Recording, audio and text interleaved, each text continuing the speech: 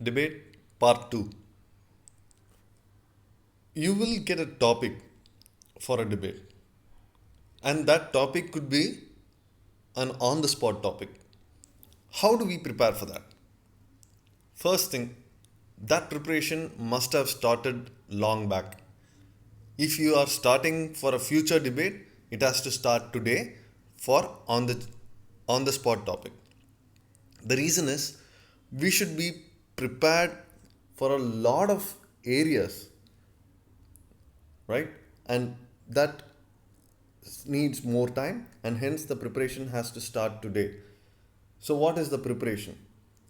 We have to keep an open ear to whatever is happening around us. I'm talking about current affairs. How do we do that, right? What is current affairs? Everything that's happening around us. It could be local politics. It could be economy of the country.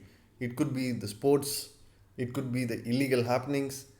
It could be the legal battle. It could be a scientific, development, technological advancement, right? What happened in the politics of another country? Everything put together is called current affairs. We should start having an open ear for all the information that one could grasp from whatever is happening around us. And that is absolutely going to be vital for us to discuss about any particular topic when it comes to debate.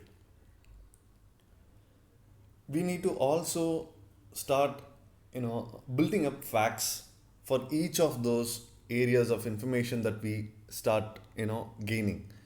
Facts, not alternate facts, not facts that are created falsely. Facts means facts. We need to understand what is the source of the fact. Can I believe or trust the source of information? The reason is, now in the age of social media, we get tons of information, tons of so called facts, which are not even close to what it is, which is not even close to reality. So we have to ensure our source gives us the right fact, correct facts. So it is our responsibility to verify that. So these are the basic things that we should do to build our opinion. Based on these verified facts, we build our opinion. Right? Over a period of time, we build an opinion. And based on that, we will be better equipped for a debate. And also, not just facts, we need to understand the dynamics of the fact, dynamics of the information that we are getting, dynamics of what is happening, the situation that we are studying. We need to understand it in the dynamics of it. What is the meaning of dynamics? When it comes to a plain information, then there is no problem. If we have to understand, information from something that happens, right? Not the direct information that is fed to us. In that scenario, our rational brain must be activated to understand what actually happens. The logic is important, and then grasp the dynamics before framing your opinion, and be open to the new facts. That is also important. Open topic. You have a topic already given to you. Then again, read and listen a lot. Take notes, a lot of notes important. And talk to other people on that particular topic. That is again a huge technique to develop your debate skills when you know the topic. Again, you should start gathering facts on the topic. Verify the facts, verify the source of those facts, and then start developing the opinion based on the facts, verified facts, right? Open to new facts again. Debate etiquette. See, when it comes to debate, it is not just sharing our point of view, correct? It is also listening to the opposition views.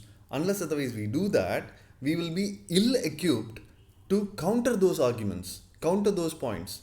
So we should listen carefully, and that is not just for benefit, but for the benefit of us.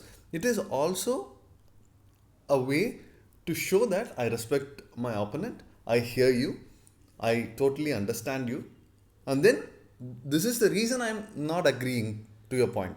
Or at some point, we may have to agree. When is that?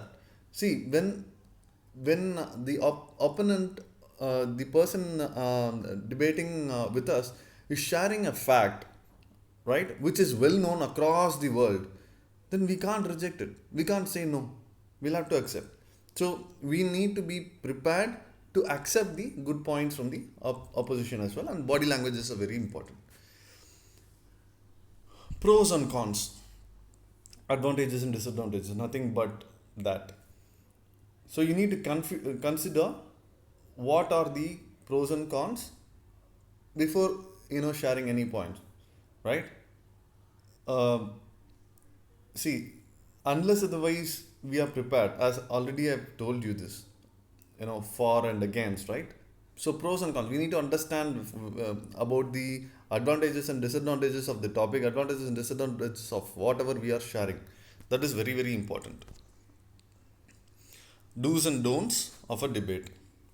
See, what will help us during a debate? Making your speech clear and concise. Keep it short, keep it clear. Talking fast but making it understandable. You need to be fast because not everybody will keep waiting, but then how fast is important. You can't just because it has to be fast doesn't mean you'll have to rush. You'll have to be clear, concise, and fast. Understand the topic clearly, right, without which don't start preparing for a debate. Proper body language, we'll talk about that in the next slide. Avoid using fillers, word fillers. Don't do that. Varying tone and emphasizing phrases or words. Alright, when you talk, you'll have to vary your tone and tenor. That's absolutely vital. You can't just be monologue, monotonous, and then hope the other person understands. That doesn't happen. What to avoid? Making up or falsifying facts and evidences. Right? Don't lie. Very clear. Disagreeing with decisions of the judges. Clear no. Don't do that. Being aggressive or offensive. See, you can be aggressive, but then that aggression must come from the points, not in your body language, not in the words. Interrupting opponents or judges. Don't do that. Never do that. And disagreeing with commonly known facts, which we already discussed. And finally, body language. See, this screen clearly tells us something, right? So how do we show ourselves or project ourselves in a debate? We can't be aggressive in terms of our body language. We should be calm and composed, but at the same time we should be firm when we are sharing our point of view. Thank you.